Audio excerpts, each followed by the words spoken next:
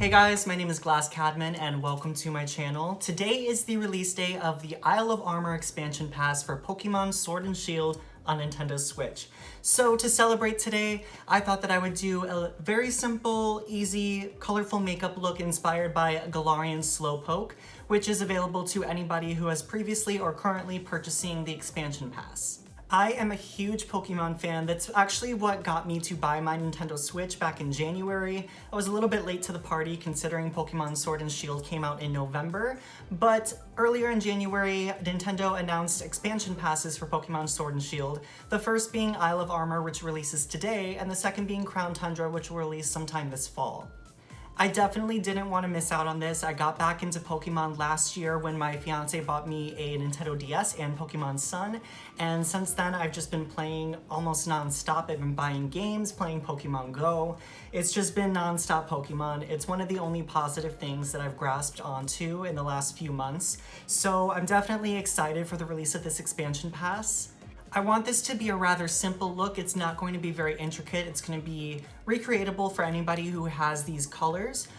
Without any further ado, let's get into it. All right, I've already primed my eyes with the Smashbox 24-hour eyeshadow primer. So first we're going to be taking a fluffier brush. This one is the Morphe M518. And going in with a golden yellow shade. So this is going to be a more traditional, vibrant banana yellow. This we're going to be putting on the outer corner and blending it outward toward the temple. If you want to use a concealer or a white eyeshadow primer to really brighten up the shade, I would recommend doing that as well. Yeah, I'm actually going to do that myself because it is not quite as bright as I want. So for this first part, I would recommend using a white base, just so that way the color is brighter and more vibrant.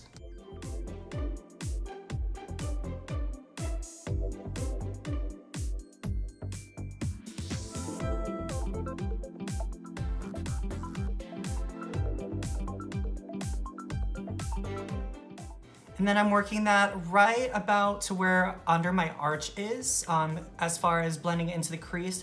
Right under the arch, I'm tucking it in there and blending it a little bit toward the front, but not all the way into the inner corner. For the inner corner and starting to blend onto the lid, I'm going to take a vibrant pink shade and start blending that into the inner corner.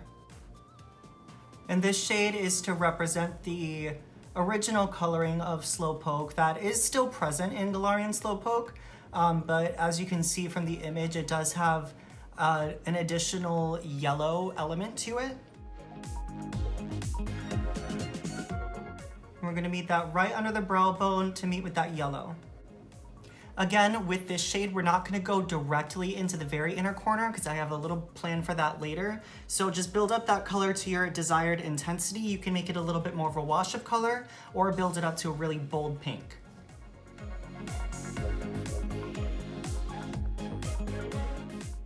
All right, with that part done, on the lid, I'm going to take a shimmery pink shade. So I am going to wet my brush for this.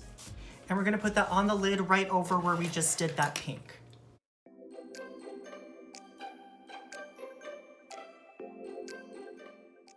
And I'm actually not liking that shade of pink that I chose, so I'm gonna go in over that with one that is a little bit more of a true pink.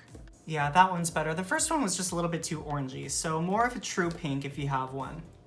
And then as you're adding that pink in, you might find it necessary to go back in with the yellow just to blend things out, so feel free to do that as well. So here in the inner corner, we're going to take some concealer and carve out a little semicircle to represent the snout area of the Slowpoke. And this will probably be the hardest part, so I have my concealer on my hand, I've dipped into it here on my brush, and then as carefully as I can, I'm just gonna kind of pat it on so that way I get that crisp semicircle shape.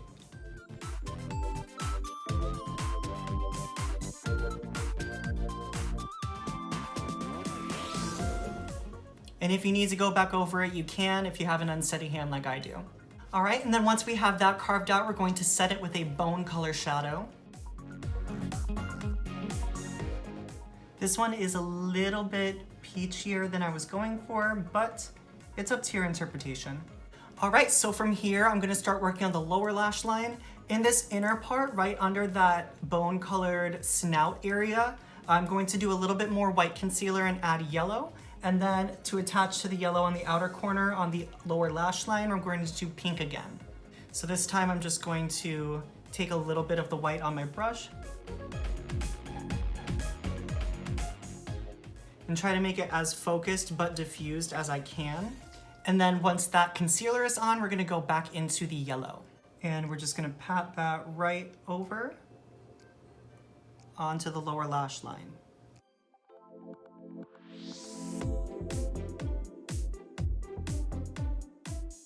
All right, using the same brush, I did wipe off the yellow color, but we're going to dip back into that same pink and connect the inner corner to the outer corner. Now for this, you can use the white concealer again. I do find that the pink shows up a little bit better on its own without needing it, so that's going to be up to you whether you use the white concealer on the lower lash line for the pink.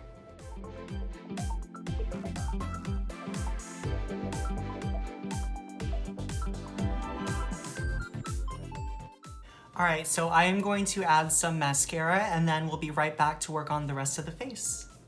All right, and this isn't going to stop at just the eyes. I'm going to do a little bit on the cheeks to incorporate the colors as well. So first we're going to start with blush.